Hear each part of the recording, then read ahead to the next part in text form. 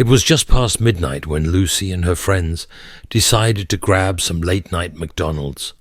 The place was quiet, almost too quiet, with just one worker at the counter. The lights inside flickered every now and then, casting eerie shadows that seemed to stretch and shift. As Lucy approached the counter, she noticed the worker staring at her, his eyes hollow and unblinking. She tried to brush it off as exhaustion, but couldn't shake the uneasy feeling creeping up her spine. The worker handed over their order, his hand cold and lingering just a second too long, with a faint, chilling smile that didn't reach his eyes. They found a booth in the corner, trying to laugh off the weirdness, but halfway through their meal, a strange metallic taste hit Lucy. She looked down at her burger to find a deep red stain seeping from the patty. She gasped and spit it out, her eyes widening as she realized the meat inside was raw, so raw it felt like it was still alive. Her friends, now noticing, inspected their own meals. To their horror, the same red stains began pooling on their trays.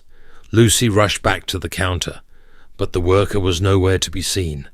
The kitchen lights flickered even more, and the shadows seemed to twist into shapes, almost as if something was moving within them.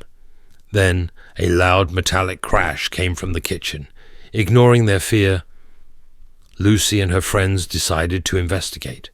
They pushed open the door to find the kitchen empty, except for rows of raw meat, neatly stacked in strange, unsettling patterns. There was no sign of cooking equipment, and the eerie silence was interrupted only by the distant hum of a refrigerator. Just as they turned to leave, they saw a figure standing at the end of the room. It was the same worker from the counter, his face twisted into an unnatural grin, his eyes now bloodshot. He lifted a butcher's knife, pointing it directly at them. "We like to keep things fresh here." In a panic, they sprinted out of the kitchen, abandoning their food and stumbling over each other to reach the exit. As they burst into the night air, they looked back, only to see the lights inside the McDonald's blink out completely, the building swallowed by darkness. The next morning, Lucy reported the strange encounter to the police. But when they went to investigate, they found an empty lot where the McDonald's once stood, with no sign it had ever been there.